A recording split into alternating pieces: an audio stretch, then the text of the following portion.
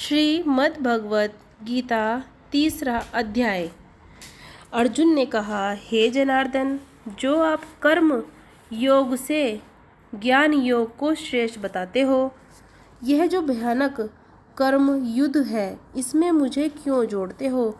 और जो तुमने कभी कुछ और कभी कुछ मिली हुई अनेक प्रकार की बातें कहीं, इससे मेरी बुद्धि और भी बड़े संदेह में पड़ गई हैं। आपकी इन बातों से मेरी समझ में कुछ नहीं आता कि मैं क्या करूं। इससे अब एक बात निश्चय करके कहो जिससे मेरा कल्याण हो। यह सुन श्री कृष्ण जी बोले, हे अर्जुन, मैंने जो प्रथम इस संसार में तत्व ज्ञान निष्ठा और कर्म योग निष्ठा कहा है, उसमें संख्या वालों को तत्व ज्ञान निष्ठा और योगियों को कर्म योग निष्ठा है। कर्म किए बिना मनुष्य निष्कर्म जो तत्व ज्ञान है उसको भी नहीं पाता, क्योंकि केवल संन्यास ले लेने से ही कर्म करते करते चित्त शुद्ध किए बिना सिद्धि प्राप्त नहीं हो जाती। किसी अवस्था में कोई प्राणी शरीर मन वचन कर्म से किए बिना क्षण भर भी नहीं रह सकता, क्योंकि प्रकृति के जो राग द्वेष गुण हैं उनके वशीभूत होकर सब प्राणियों को कर्म करना पड़ता है। जो हाथ पांव आदि कर्म करने वाली इंद्रियों को वशीभूत करके भगवान के स्मरण के बहाने से मन में इंद्रियों का ध्यान करता रहता है, वह मूढ़ मिथ्याचारी कहलाता है। हे अर्जुन, तू जो कोई नेत्र आदि इंद्रियों को मन से रोककर अर्थात अपने सब कर्मों में अपने को भगवान अधीन जान कर्म इंद्रियों से कर्म का आरंभ करता है और फल की इच्छा नहीं करता, वही श्रेष्ठ है। इससे हे अर्जुन, तू निश्चय करके कर्म कर। कर्म न करने से कर्म करना श्रेष्ठ है, और कर्म करना छोड़ देने से तेरे शरीर का निर्वाह होना भी कठिन हो जाएगा। विष्णु भगवान के आराधनार्थ जो कर्म है, उन्हें छोड़कर जितनी वस्तुएं हैं वे सब बंधन रूप है। इसलिए हे अर्जुन, विष्णु भगवान की आराधना के निमित्त तू निष्काम होकर कर्म करने में प्रवृत्त हो। परमात्मा ने सृष्टि रचना के समय यज्ञ के साथ प्रजा को रचकर कहा कि इससे तुम्हारी वृद्धि होगी, यही तुम्हारे सब मनोरथों को पूर्ण करेगा। तुम यज्ञादि कर्मों से देवताओं और महापुरुष भगवान का पूजन करो, तब वे देवता भी वर्षा आदि से अन्नादि की वृद्धि कर तुम्हारी वृद्धि करेंगे। इस तरह आपस में एक दूसरे की वृद्धि करने में तुम सबका बहुत भला होगा। यज्ञों में पूजित देवता तुमको मनवांछित फल देंगे, और जो कोई इनके लिए भोगों को इनके निमित्त दिए बिना भरेगा वे चोर हैं। हे अर्जुन, श्री कृष्ण अर्जुन से कहते हैं, जो बलि वैश्य देवादि पंच यज्ञ करके भोजन करते हैं, हे महात्मा, गृहस्थों के 5 पापों से छूट जाते हैं। और कोई अपने लिए भोजन बनाते हैं और बिना देवताओं के अर्पण किए आप ही भोजन कर लेते हैं, वे प्राणी सब पापों को भोगते हैं। हे अर्जुन, सब शरीरधारी प्राणी अन्न से होते हैं। प्रथम अन्न पेट में जाता है, तब वह रस रूप हो वीर्य रक्त की वृद्धि कर प्राणियों की उत्पत्ति करता है। वह अन्न मेघ से होता है, मेघ यज्ञ से होता है, और यज्ञ कर्म से होता है। कर्म की उत्पत्ति वेद से होती है, वेद पार ब्रह्म से उत्पन्न होते हैं। ब्रह्म सर्वव्यापक है और यज्ञ में सदैव रहता है। इससे यज्ञादि कर्म अवश्य ही करना चाहिए। इन कर्मों के करने से संसार का कल्याण होता है।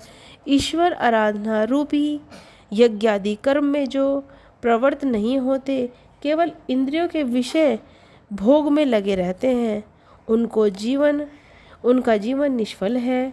जिसको आत्मा से प्रीति है, जिसकी आत्मा से ही तृप्ति है, और जो आत्मा में ही लाभकारी संतुष्ट भया है, जिसकी इंद्रियां विषयों में अशिक्त नहीं है, ऐसे तत्वज्ञानी पुरुष को कर्म नहीं करना चाहिए। उनका किसी भले कर्म किए का फल नहीं और ना करने से कुछ पाप भी नहीं, क्योंकि ज्ञानी अहंकार रहित होता है, इससे उसे कुछ विधि निषेध नहीं है और ज्ञानी को प्राणी मात्र का आश्रय लेने की भी आवश्यकता नहीं है। हे अर्जुन, फल की अभिलाषा को छोड़ दो। जो नित्य नैमित्तिक कर्म है उन्हें निरंतर करो।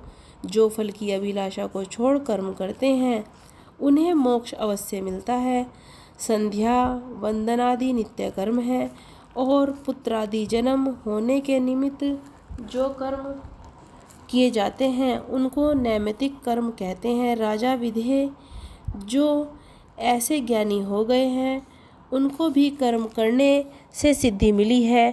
इससे तू अपने को बड़ा ज्ञानी समझता है तो भी लोक संग्रह के लिए कर्म करना उचित है। हे अर्जुन, बड़े आदमी जो कर्म करते हैं उन्हीं कर्मों को साधारण मनुष्य भी किया करते हैं। वे जिन बातों को प्रमाण मान लेते हैं लोग भी उन्हीं के अनुगामी हो जाते हैं। हे पार्थ, हे अर्जुन, तू मुझको ही देख। मुझको 3 लोगों में कुछ करना नहीं है और ना किसी वस्तु के प्राप्त करने की अभिलाषा है, तब भी कर्म करता हूँ। जो मैं ही आलस्य छोड़ सावधान हो कर्म करने में प्रवृत्त न हूँ तो ये सब मनुष्य सत्कर्मों का त्याग कर बैठेंगे, अर्थात कर्म करना छोड़ देंगे। हे अर्जुन, जो कर्म करना छोड़ दूँ तो कर्म लोप हो जाने से धर्म नष्ट हो जाएगा, जिससे सब लोग नष्ट हो जाएंगे और सृष्टि वर्ण संकर होने लगेगी। तो यह संकर कारण में मैं ही ठहरूंगा और इस प्रजा को नष्ट करने वाला भी मैं ही हो जाऊंगा।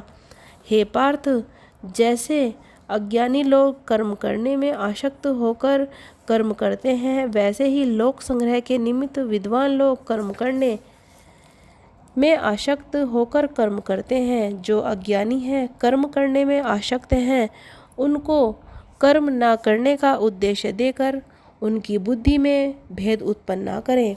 विद्वान लोगों को उचित है कि आप ही सावधान होकर उनसे कर्म करवाएं। हे अर्जुन, प्रकृति गुण से ये संपूर्ण कार्य हो रहे हैं, परंतु अहंकार से जो विमूढ़ हैं वे अपने को इन सब बातों का करने वाला मान लेते हैं। हे महाबाहो, हे अर्जुन, जो गुण और कर्म के विभागों के तत्व को जानते हैं कि सत्वादिक गुण अपने अपने कार्य में वर्तमान है, इससे उनमें आसक्ति नहीं होती।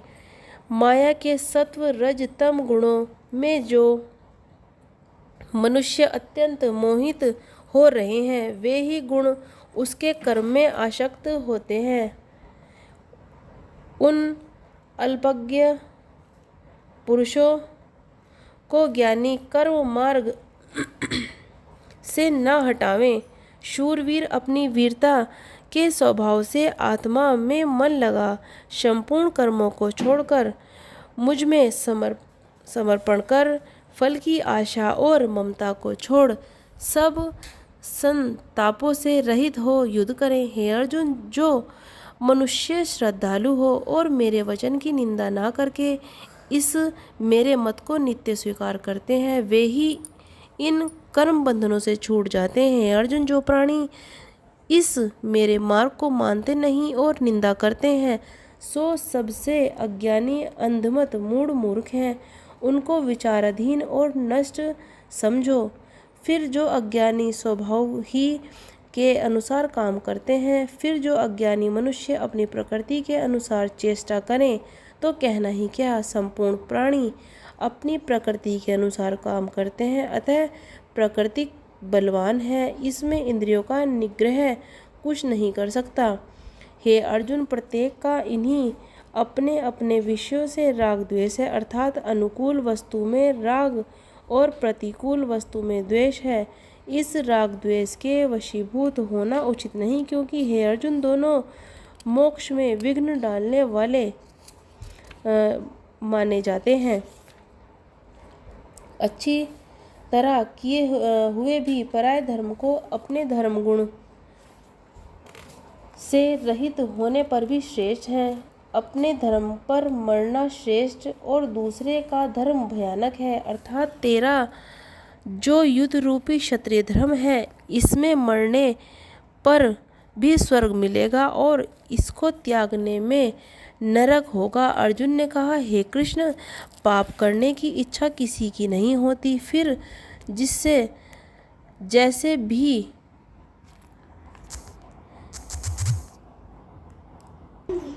कोई बलपूर्वक करता है, ऐसा वह मनुष्य को पाप कर्म में प्रवृत्त कराने वाला कोई न कोई अवश्य है। सो हे कृष्णा, वह कौन है?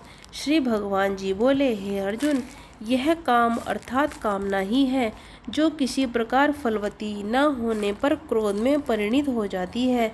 इस क्रोध की उत्पत्ति रजोगुण से है। यह काम बड़ा खाने वाला है, अर्थात अनेक प्रकार के भोगों को भोगता हुआ भी नहीं अघाता, और यह क्रोध बड़ा पापी है। इसे मनुष्यों का परम शत्रु समझो। जैसे अग्नि धुआं करके छा जाती है, आरसी मैल से ढकी होती है और जरायु में गर्भ का बालक ढका रहता है, वैसे ही यह ज्ञान भी कामना ने ढक लिया है। यह कामना नित्य ही मनुष्य की वैरी है। वह भोगों को भोगते हुए नहीं अघाती। जैसे अग्नि लकड़ी मिलने से बढ़ती है, वैसे ही ज्यों-ज्यों इससे भोगने की वस्तु मिलती है, वैसे ही बढ़ती है और भोग पदार्थों को ना मिलने पर अग्नि की तरह जलाती है। ऐसे इस काम ने ज्ञानियों का ज्ञान भी ढक रखा है। हे अर्जुन, संपूर्ण इंद्रियों को मन, बुद्धि, काम के उत्पत्ति स्थान और निवास की जगह है। इनमें बसकर मनुष्य को मोहित करते हैं। जिस कारण हे भरत कुलभूषण, ऊपर कहे हुए कारणों से तू पहले इंद्रिय गण मन और बुद्धि को वश में कर, क्योंकि यह बड़े पाप रूप है। आत्मज्ञान और शास्त्र ज्ञान दोनों नाश करने हारे हैं। बाह्य जो स्थूल पदार्थ है, उनसे इंद्रियां परे और श्रेष्ठ हैं। बुद्धि मन से परे और श्रेष्ठ है, और बुद्धि से परे आत्मा सर्वश्रेष्ठ है। इसी आत्मा को यह दुष्ट काम मोहित करता है।